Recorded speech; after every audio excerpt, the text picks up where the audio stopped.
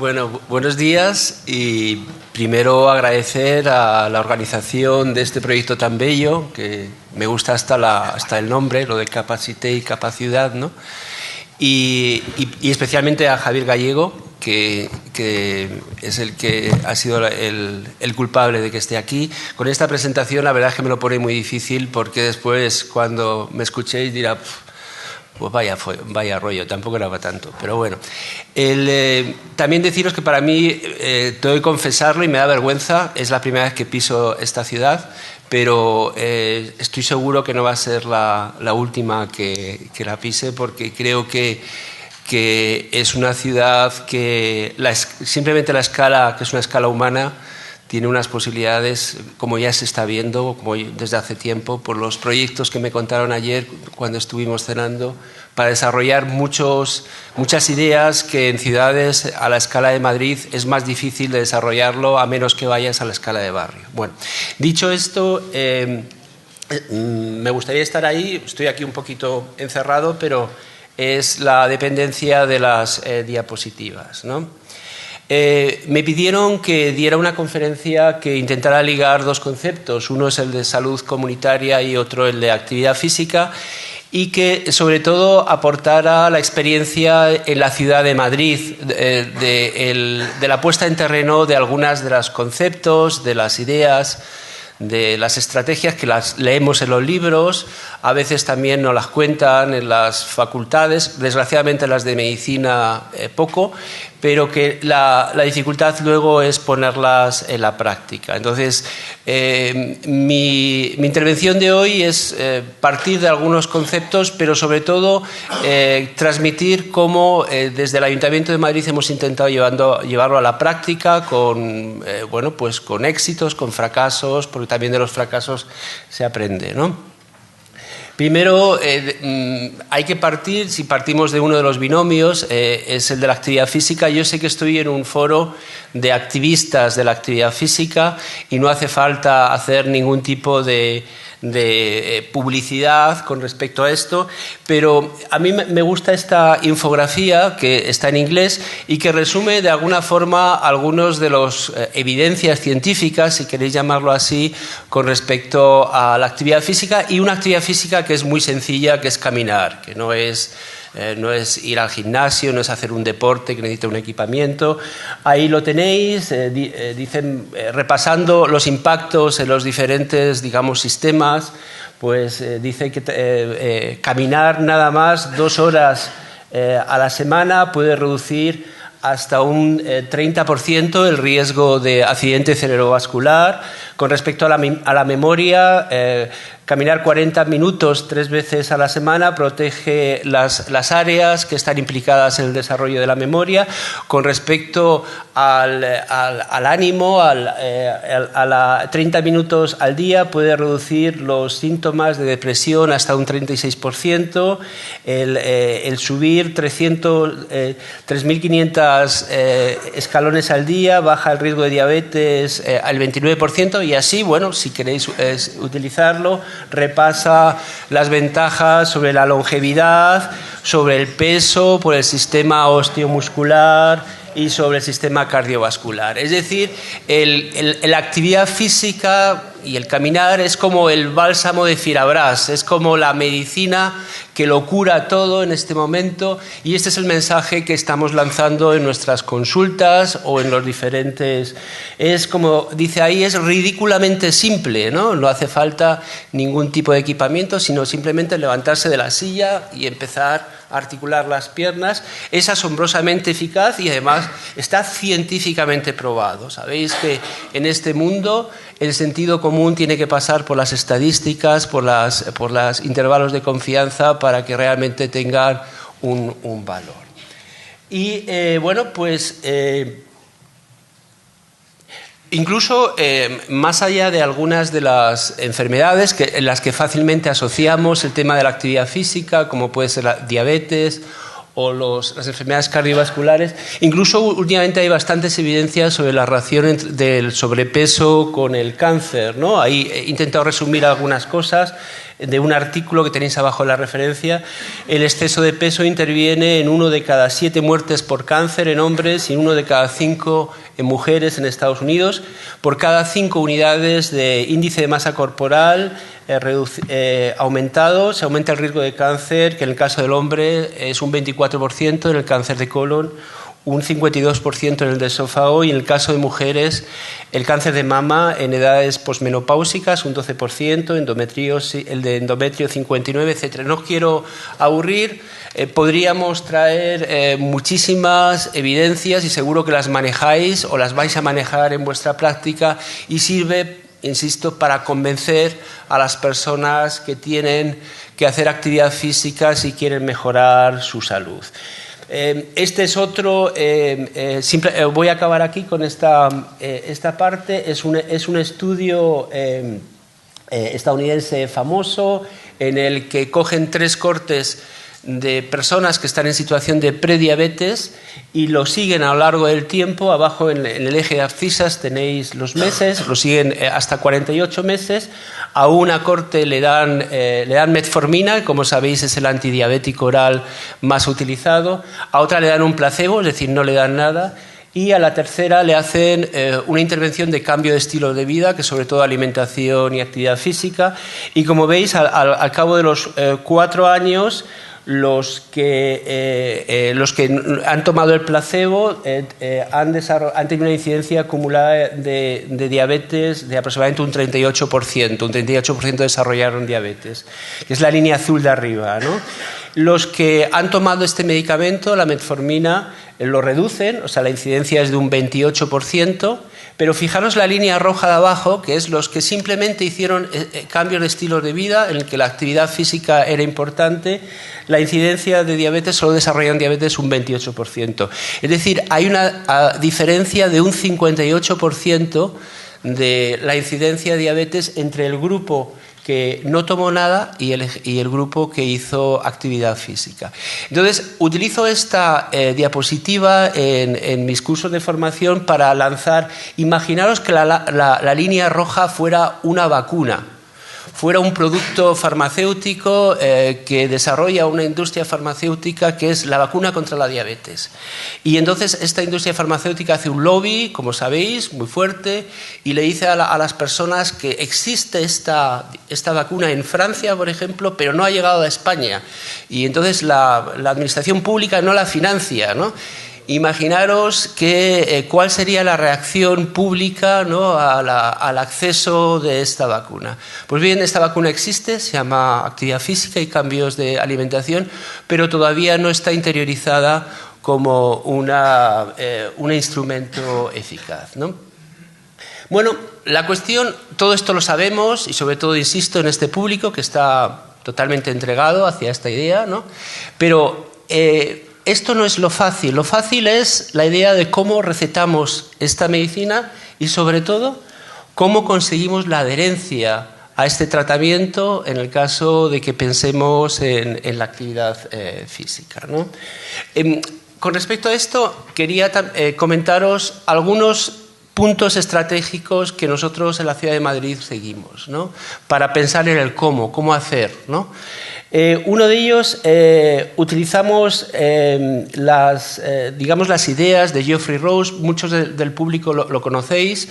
Los que no lo conozcáis, os animo a leer este libro, que es un libro muy seminal, que es el libro de las estrategias de la medicina preventiva, que Geoffrey Rose, un saludista británico, nos dice que si queremos ser eficaz a nivel de la prevención, que es el campo en el que yo me muevo, tenemos que combinar estrategias que llama poblacionales de prevención con estrategias preventivas de alto riesgo, ¿no? ¿Y qué quiere decir con esto? Quiere decir que las estrategias de alto riesgo son las que estamos acostumbrados en el mundo sanitario, es las que nos han enseñado a nivel de la Facultad de Medicina, de la Escuela de Enfermería, etcétera, ¿no? Y que consiste en identificar a los individuos que están en alto riesgo de padecer un problema de salud o una enfermedad. Eso lo representa, como veis, la curva de Gauss que tenéis a la izquierda, puede ser la distribución de cualquier factor de riesgo, puede ser la tensión arterial, puede ser el colesterol, en este caso puede ser a lo que nos ocupa el índice de masa corporal. Como sabéis, la mayoría de la población se distribuye en un valor medio y en los extremos se distribuyen menos población. Nosotros lo que intentamos normalmente con esta estrategia de alto riesgo es identificar los individuos que están por encima de un cierto nivel y, una vez identificados, actuar sobre ellos, ¿no? En este caso, a nivel del sobrepeso, la obesidad, son los que tengan un índice de masa corporal por encima de 25 o de 30. Y nos olvidamos del resto de la población. Sin embargo, Geoffrey Rose nos dice que cualquier de estos factores de riesgo tenemos que pensarlos, que el origen es un origen estructural, es un origen social que tiene que ver cómo nos organizamos a nivel de nuestras sociedades, que incluso temas como el colesterol, el nivel medio de colesterol de una población en Europa es diferente a la que hay en Japón, con lo cual tenemos que pensar cualquiera de estos problemas de salud desde una visión más macro, más social. Y por eso nos dice que esto es una estrategia muy importante, pero tiene que ser combinado con una estrategia que llama poblacional, en el que lo importante es, en el caso del índice de masa corporal, la media del índice de masa corporal. Y si queremos cambios reales, lo que tenemos que hacer es esta media empujarla hacia la izquierda en este caso, ¿no? De tal forma que hagamos una intervención en toda la población. Normalmente esta explicación, y con este tiempo, la mitad del auditorio se queda, ¿no? A la primera lo entiende, cuando llego a la segunda, y por eso utilizo una fotografía que algunos del auditorio, como Eduardo, como Javier, me han pedido que la traiga, y los que ya la han visto siento la repetición, pero que me parece que es como muy ilustrativa de esta idea. Esto que tienen, se me oye ese micrófono, ¿no? Sí. Esto que tienen aquí es una fotografía de 1966 de la piscina del Parque Sindical de Madrid. Es una de las pocas piscinas públicas, lo llamaban la charca del obrero en aquel. Yo he estado aquí, y por eso ya confieso mi edad, y entonces, bueno, primero me gustaría que se fijaran un minutito y nos dijeran qué es lo que les llama la atención en esa foto.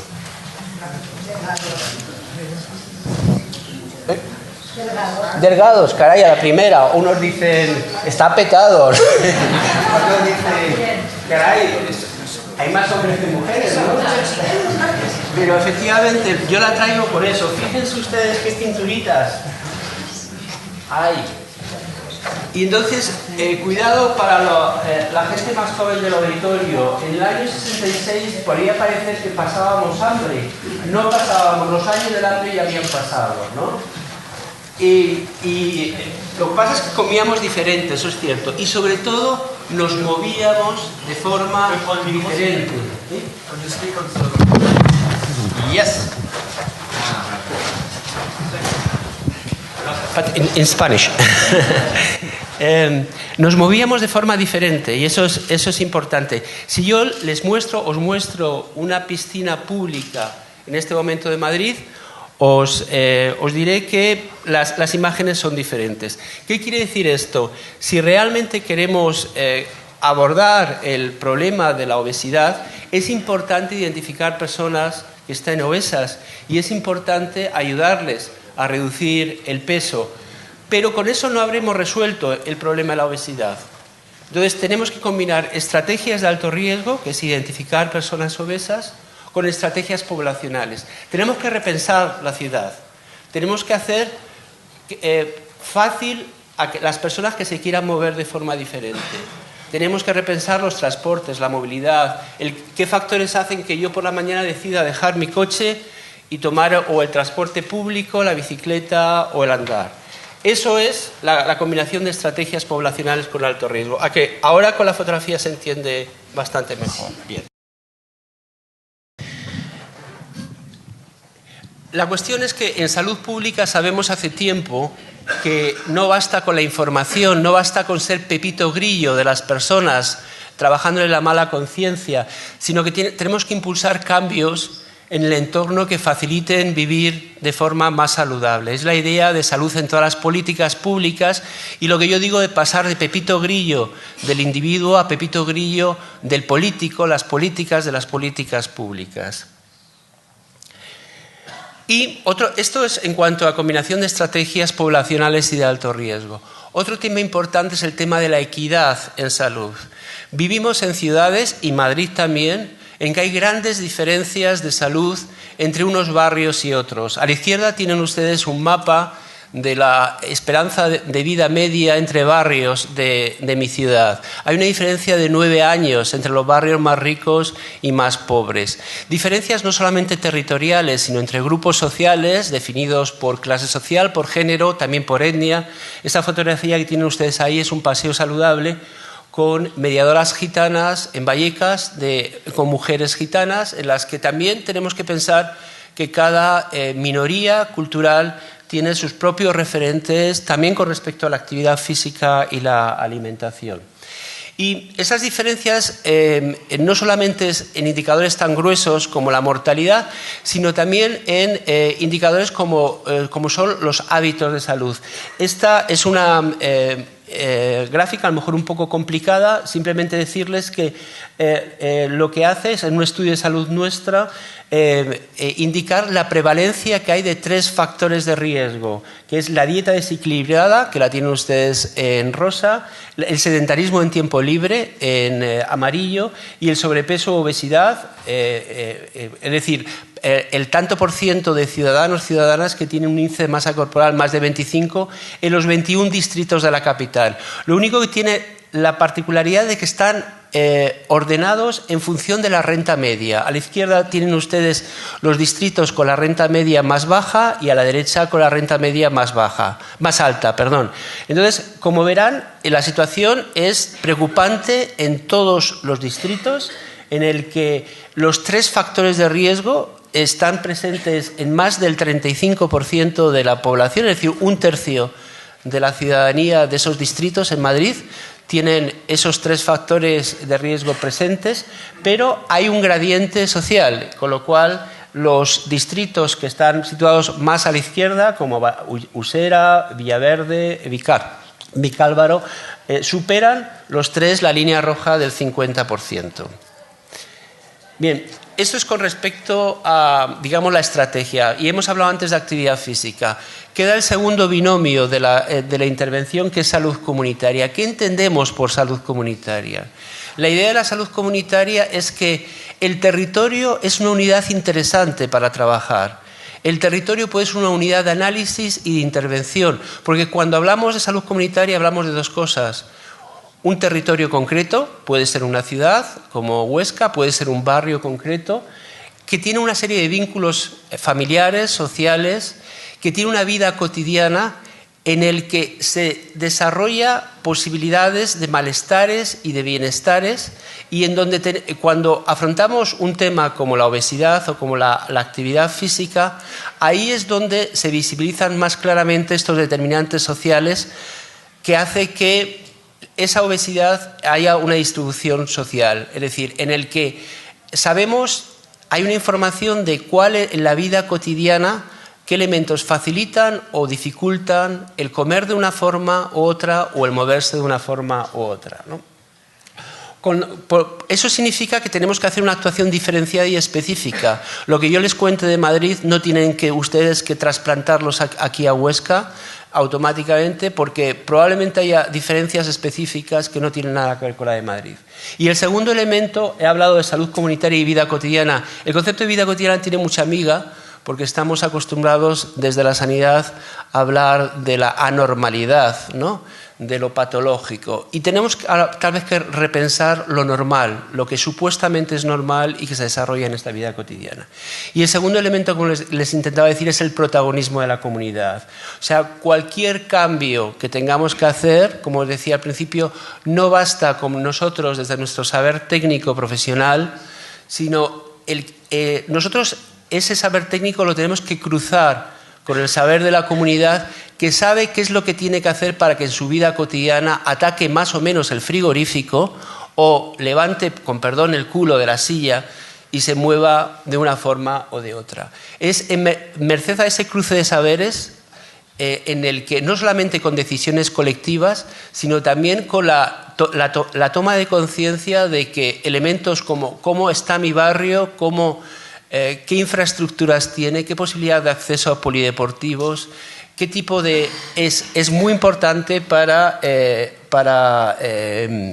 pensar en temas de salud.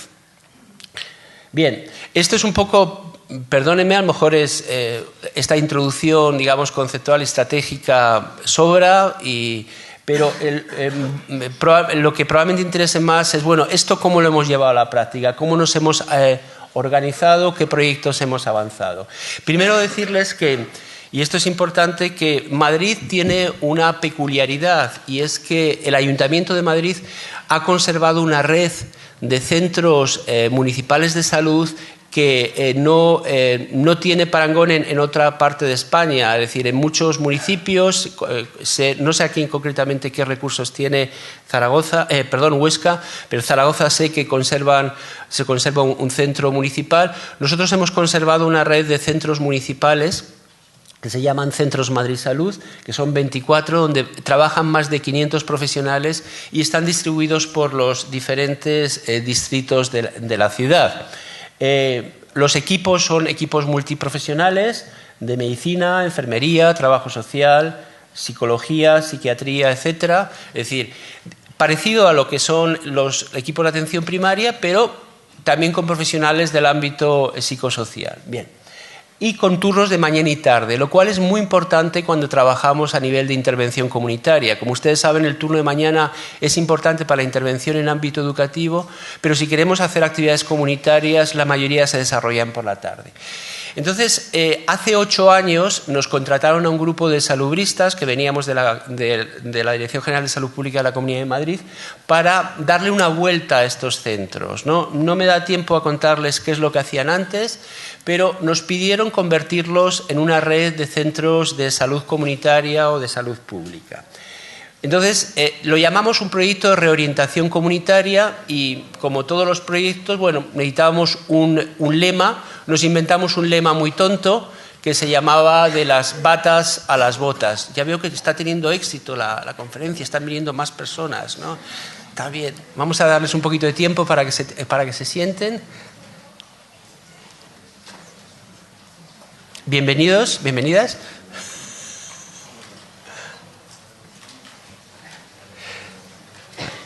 Lo que no me comprometo es hacer el resumen de lo de antes, ¿eh? Vale, bien. Entonces, como les decía, nos inventamos un lema que se llamaba de las batas a las botas. No sé cómo les sonará este lema, ¿no? Lo que queríamos, de alguna forma, significar con esto es que pedirle a nuestros profesionales que de vez en cuando se quitaran la bata. Como saben, la bata es el referente médico-clínico del trabajo médico-clínico a demanda.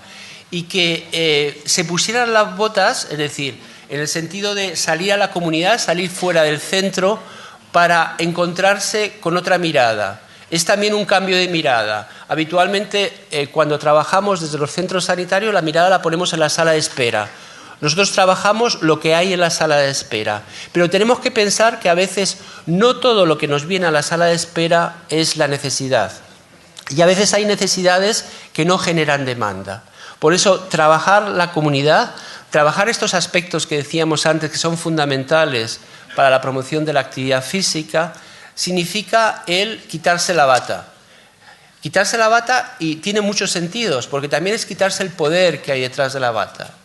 Y salir fuera, salir a la comunidad donde te encuentras con otros tipos de protagonistas, otros tipos de tribus, si ustedes prefieren, que no vienen de otras disciplinas, pero que tienen los mismos objetivos que nosotros, van dirigidos a las mismas poblaciones y con los mismos objetivos de cambios sociales.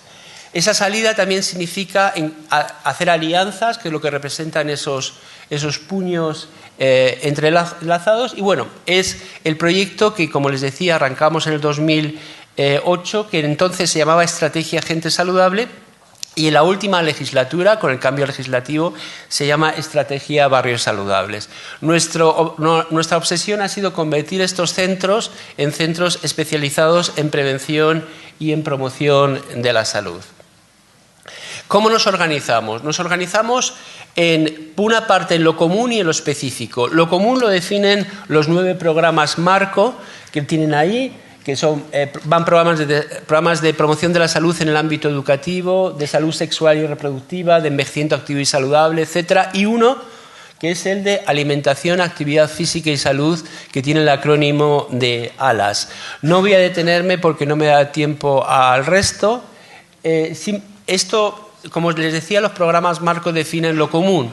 Sin embargo, como también les decía al principio, si trabajamos en salud comunitaria, tenemos que pensar que en cada territorio, en este caso en cada distrito de Madrid, tenemos que hacer análisis e intervenciones diferenciadas. Tenemos que ir a lo específico. No vale hacer las mismas intervenciones en un distrito como Chamberí que en un distrito como Villaverde. Entonces, aparte de los programas marco, les pedimos a nuestros centros que hagan un proyecto de centro. El proyecto de centro es el compromiso de trabajo y la definición de prioridades que cada equipo de centro hace con respecto a esa realidad de su ciudad, ¿no? de su distrito. Y es también la definición de una serie de metas que tenemos que evaluar.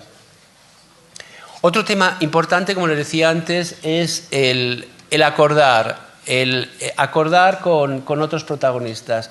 En ese sentido, nuestras intervenciones siempre buscan el hacer alianzas estratégicas y, sobre todo, ya que estamos en un ayuntamiento aquí, con servicios que desde el punto de vista de la salud son fundamentales, como son servicios sociales, servicios medioambientales, deportes, comercio, etc. Ahí tienen una fotografía del convenio con el área de servicios sociales, que fue fundamental para el desarrollo de muchas actividades y para esas alianzas con muchas redes de profesionales que hay, que son trabajadores sociales, agentes de igualdad, técnicos de educación social, técnicos de prevención de drogas, etc.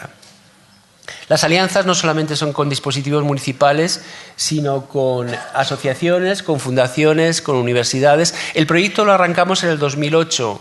Es una fecha fatídica, ¿no? La fecha del inicio de la crisis. Era la fecha del inicio de las vacas flacas, que de alguna forma nos animó a hacer casi una política de trueques, en el que cada uno qué podía poner para poder avanzar proyectos comunes. Al final, con esta dicotomía entre las batas y las botas, hacemos un trabajo en 3 ámbitos: en el ámbito individual, en el ámbito grupal y en el ámbito comunitario. Es decir, seguimos poniéndonos la bata, hacemos consultas individuales, hacemos asesorías, pero las actividades grupales han tomado mucho protagonismo, y también las actividades comunitarias, es decir, las actividades que hay en el barrio, en centros educativos, en centros de mayores, asociaciones de vecinos, de inmigrantes, ONGs, medios de comunicación local. Abajo tienen una fotografía de nuestro trabajo en los patios de recreo de los colegios. Luego, si me da tiempo, haré alguna referencia a la importancia que tienen los patios de recreo como ámbito de promoción de la salud. Otra obsesión nuestra es el registrar y el evaluar. En promoción de la salud es una de las asignaturas pendientes que tenemos, ¿no? No basta con que nuestros usuarios, si lo quieren ustedes llamar así, estén contentos, estén satisfechos con lo que hacemos. No, estamos obligados a demostrar que realmente hay un impacto en lo que hacemos, ¿no? Normalmente en el mundo sanitario los sistemas de información son muy individuales y muy basados en actos, ¿no? Hemos tenido que hacer una labor importante de cambiar estos sistemas de información. Los registros individuales, pasar de registros basados en actos a registros basados en procesos que nos permiten evaluar cambios a lo largo del tiempo. Introducir protocolos para saber qué es lo que tenemos que registrar en común. Y otro de los grandes problemas es que hay registros individuales pero no grupales y comunitarios. Si realmente creemos que en salud pública la intervención grupal y comunitaria es importante, ¿por qué no tenemos posibilidades de visibilizarlo y de evaluarlo? La evaluación de metas, de resultados, ha sido una de las obsesiones. Y, bueno, dicho, esta es una visión de lo que es en sí la red de centros, lo que es la la estrategia, vayámonos a lo que más interesa en el día de hoy, que es la promoción de la actividad física. Tenemos como les decía antes, el programa nuestro, ALAS, es un programa de promoción de la alimentación y la actividad física y articula estas ideas de Geoffrey Rose de la siguiente forma. Tiene una estrategia poblacional. Bueno, este es el folleto que utilizamos. En la izquierda está reflejada esta estrategia poblacional, que son todas las actividades que tenemos para poner fácil el moverse, tener una movilidad activa y el comer de forma más saludable. Luego les pondré algún ejemplo de intervenciones de estrategia poblacional. Y luego tenemos una estrategia de alto riesgo, que es un programa de prevención de diabetes. El programa de prevención de diabetes consiste en identificar personas que están en situación de prediabetes.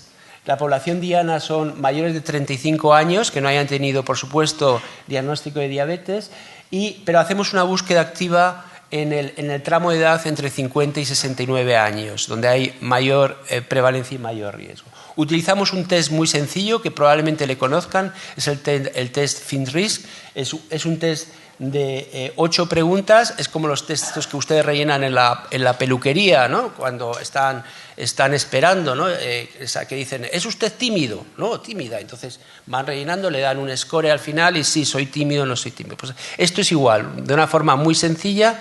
Las personas que dan una puntuación por encima de 14 pues tiene una alta probabilidad de desarrollar diabetes en los próximos 5 o 10 años. A estas personas les ofrecemos una prueba de sobrecarga oral de glucosa o de hemoglobina glicosidada, y los que se demuestra que tienen el perfil glicémico alterado, le ofrecemos una intervención grupal intensiva de cambio de hábitos que dura aproximadamente 6 meses y que tiene 10 sesiones, en el que intentamos analizar en la vida cotidiana qué elementos les hacen que sea difícil o fácil el comer de forma diferente y el moverse de forma diferente.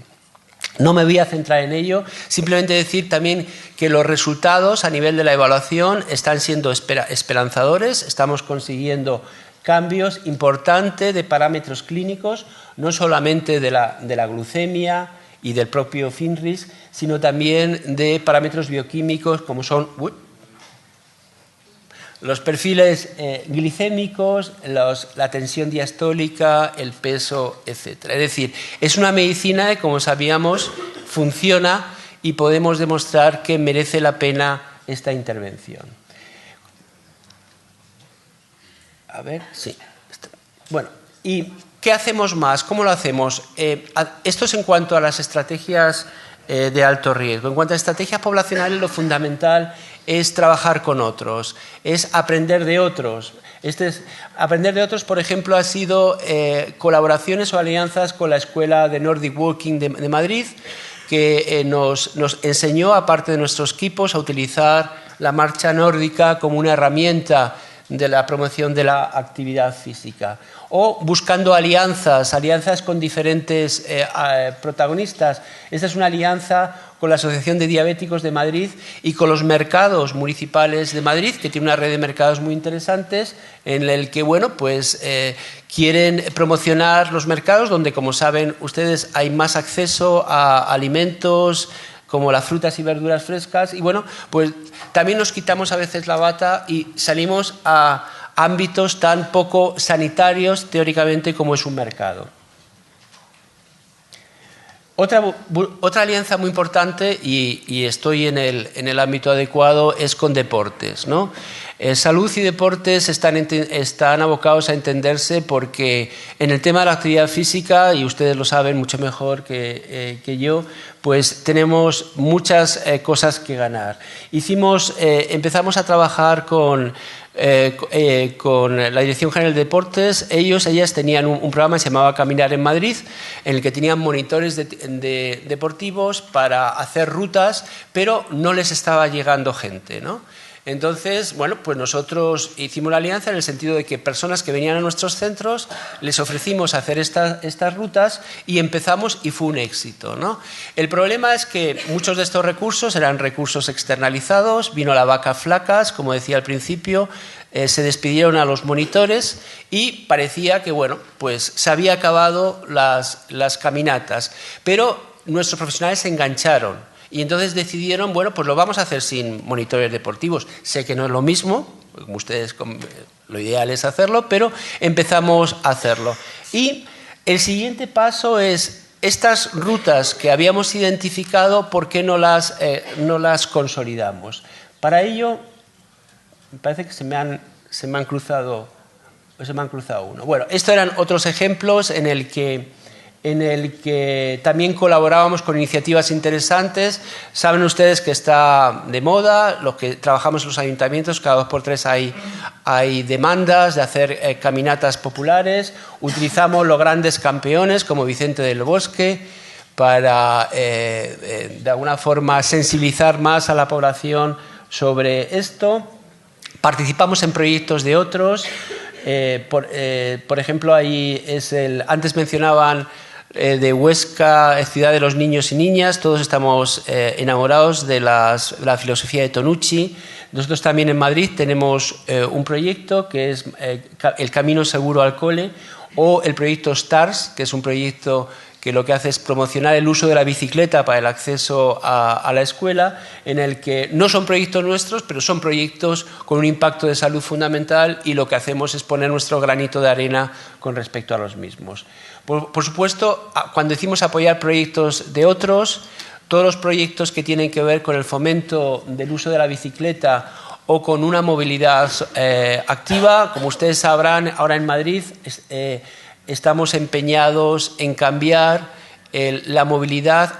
Hay un plan del área de gobierno de movilidad de restringir el tráfico rodado. Ustedes saben que cuando se han empezado a restringir el acceso de los coches al centro de la ciudad, han surgido voces que incluso ponían en cuestión desde el punto de vista del derecho constitucional este tipo de acciones, y en esos momentos los salubristas hemos tenido que aportar criterios de salud que reforzaran esta idea de que merece la pena el dejar el coche y tener espacios más caminables y más ciclables. Esto ha sido que se me había colado 2 diapositivas. Bien, entonces, como les decía, para asentar este proyecto de sendas urbanas, utilizamos también un proyecto europeo que se llamaba Walking People, también con fondos europeos, en el que varias ciudades de Europa, Florencia, Nova Gorica, nos aliamos, y Dresden, en Alemania, nos aliamos para construir, en el caso de Madrid, 60 kilómetros de sendas urbanas. Para ello, algo aparentemente tan sencillo, hace falta montar espacios transversales en el que estemos salud con medio ambiente, con deportes, con servicios sociales, con cultura, con urbanismo, y consistía en habilitar sendas urbanas en el que pudieran utilizarlas personas con diferentes niveles de, digamos, diversidad funcional, de capacidad, personas mayores, personas con sillas de rueda, etcétera, ¿no?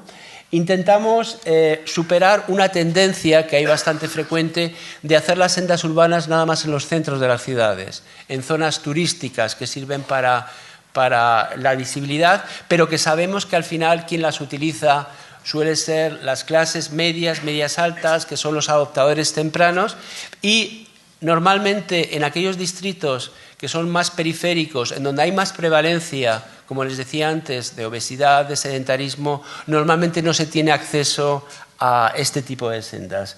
Intentamos, bueno, superar esta idea haciendo sendas, sobre todo en el sudeste de Madrid, que es una de las zonas, como les decía antes, con mayores necesidades sociales. La señalización intentó ser muy blanda, con unos vinilos autoadhesivos, Ustedes se pueden imaginar en una ciudad de Madrid la cantidad de señalizaciones que hay, ¿no? Entonces, son señalizaciones parecidas a la de las rutas que se hace de montañismo, en el que en las intersecciones hagas para que no se pierdan las personas y vayan por una determinada zona. Y al principio de estas sendas hay unos paneles indicadores, que son paneles que por una parte señalizan la ruta, pero por otra parte dan una información básica que determina cuál es el ritmo al que debe caminar las personas. Hay un tramo de control de 500 metros en el que se le pide caminar a una velocidad que permita conversar con la otra persona, en el caso en el que no sea posible que baje el ritmo y en el caso en que sí sea posible aumentar. Y bueno, pues con eso, con el tiempo invertido en ese tramo de control, se determina cuál es el ritmo en cuanto a kilómetros por hora, que si se va a la tabla siguiente, pues especifica también, dependiendo del peso, las calorías consumidas. Es una forma también de animar a las personas y cuando utilizan la ruta repetidas veces ver cómo ese ritmo puede ir aumentando y puede ir aumentando también las calorías consumidas. Bien, las rutas, como les decía antes, al final las hemos ido aumentando, se sitúan sobre todo en los distritos que tienen mayor necesidades de salud, pero han ido generando, voy un poquito rápido, han ido constituyéndose, han ido sobre todo manteniéndose, porque uno de los grandes retos de este proyecto es mantenerlos, y han dado mucho juego, de tal forma que las rutas no solamente sirven para actividad física, sirven para el acompañamiento, se forman grupos de personas que van juntos, pueden ir hablando, es una oportunidad de conocerse. Es una oportunidad también, cuando hemos ido articulándolo con otros proyectos, tenemos un proyecto, una alianza con la Facultad de Bellas Artes de la Universidad Complutense, por el cual colaboramos con artistas. Por ejemplo, muchos de estos artistas hacían sus prácticas docentes en museos de Madrid. Conseguimos que muchas de estas rutas acabaran en museos en el que la entrada a estos grupos son gratuitos, con lo cual, por ejemplo, grupos de personas de Villaverde, Vallecas, que nunca habían acudido a ciertos museos, organizamos las rutas para que acaben en estos museos. Es decir, es actividad física, es acompañamiento, es cultura y también es adaptación a niveles de diversidad funcional. Abajo tienen ustedes un grupo en el Museo Thyssen-Bornemisza de personas con situación de diversidad funcional, en el que se acaba en el museo y se hacen intervenciones específicas utilizando el arte para ciertos contenidos de salud, como puede ser la alimentación o la actividad física. Tenemos también, como siempre, una app para que el uso de esta ruta pueda convertirse en una red social. Puedes utilizar la ruta a nivel individual, pero puedes también, de alguna forma, hacer una quedada, si queréis llamarlo así, en el que personas que quieren a una hora determinada caminar conjuntamente a través de la aplicación pueden quedar en ese punto. Bien, las rutas parten de nuestros centros de salud y es una forma también de promocionar nuestros centros de salud y viceversa, que los usuarios nuestros puedan utilizar la ruta. Otro instrumento, no sé qué tal voy de tiempo, ¿cuánto me queda? Poquito ya, cállate. Otro elemento, tal vez desde la óptica de la estrategia de alto riesgo que antes decíamos, es la receta de la actividad física. No es nada original, ustedes seguramente aquí la están articulando. Es la idea de que los sanitarios, desde sus consultas, no solamente podrían o deberían recetar fármacos, sino también recetar felicidad, recetar, eso es broma, recetar en este caso actividad física. En esta legislatura, merced a una firma de un convenio con la Dirección General de Deportes, estamos trabajando sobre todo en un protocolo de derivación de personas que tienen sobrepeso, obesidad o riesgo de diabetes, por una parte, para hacer una actividad física adaptada a esas necesidades a través de nuestros polideportivos municipales. Y el segundo grupo tiene que ver con personas mayores que tienen riesgo de caída. y en el que también se les deriva para hacer una actividad muy específica de fortalecimiento de ciertos grupos musculares, de equilibrio, etc., ¿no? Hemos empezado, eso que tienen ustedes ahí es el aspecto que tiene la receta de la actividad física, pero está dando unos resultados importantes que queremos también evaluar con métodos cualitativos y cuantitativos. También, hablando de la estrategia de alto riesgo y la poblacional, otro proyecto que tiene más que ver con lo comunitario es este proyecto de Quiérete Mucho, que se desarrolla en Vallecas, que es una alianza entre nuestros centros, entre las aulas de compensación educativa, que son unidades docentes en el que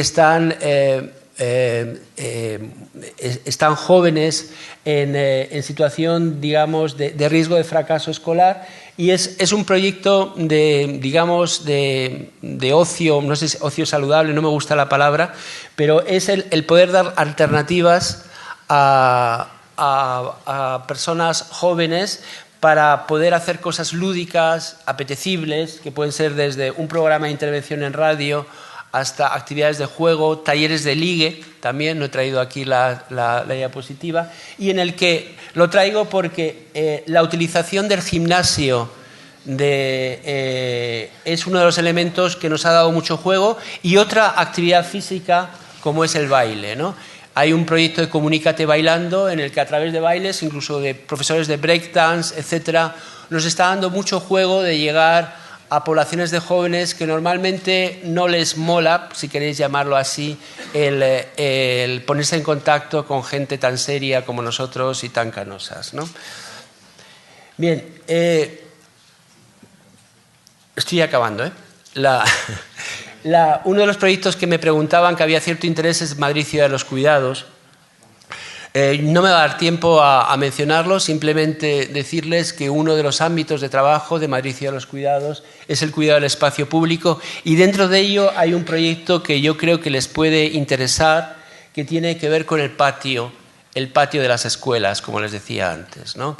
Es el programa de cuidado de los entornos escolares. Hay una sensibilidad, no sé aquí en Huesca, estoy seguro que sí, hay una sensibilidad a que los patios de las escuelas son manifiestamente mejorables y son una oportunidad para muchas cosas, ¿no? Hay una demanda ciudadana de invertir en los patios escolares. Les podría traer una fotografía en la que se compara el patio de una prisión con el patio de una escuela y vemos que hay poca diferencia. Son elementos duros, en el que hay una cancha deportiva, en el que son espacios que lo utilizan sobre todo chicos, las chicas están en la periferia, es decir, trabajar el cambio arquitectónico, digamos, de los patios escolares y pensarlo de forma participativa nos hace pensar qué es lo que hacemos en ese espacio que es el recreo, ¿no? Entonces, este proyecto es un proyecto participativo, es un proyecto piloto que hemos empezado ahora en 3 colegios públicos de Madrid, que intenta convertir estos patios escolares en espacios físicos saludables, espacios físicos que favorecen la interrelación a nivel también de género y repensarlo también con el espacio que hay alrededor de la entrada del colegio, ¿no? Que es un espacio también muy importante, como saben, tanto para el acceso, para la movilidad, como para la interrelación. No sé, los que estén aquí y hayan sido padres o sean padres, y los que hayáis sido niños, sabéis el mogollón que hay a las 5 de la tarde o tal a la hora de recoger a los niños y todos quieren llegar con el coche, etcétera, ¿no? Entonces, hay mucho por hacer y las intervenciones muy multidisciplinares con arquitectos, con agentes de igualdad, pueden dar bastante juego con respecto a esto.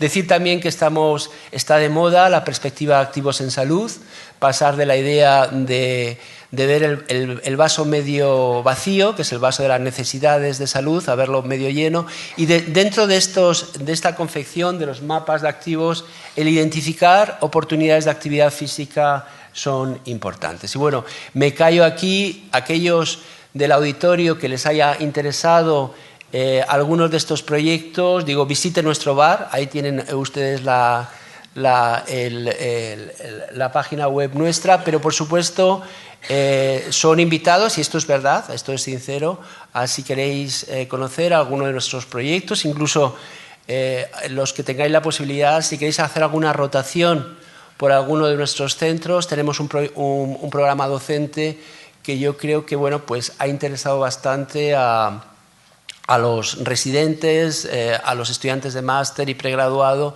porque tampoco hay muchos espacios, por desgracia, en nuestro país en que podamos desarrollar un imaginario de lo que sería un centro de salud que no atendiera pacientes, sino que se dedicara al 100% del tiempo a la prevención y la promoción de la salud. Muchas gracias.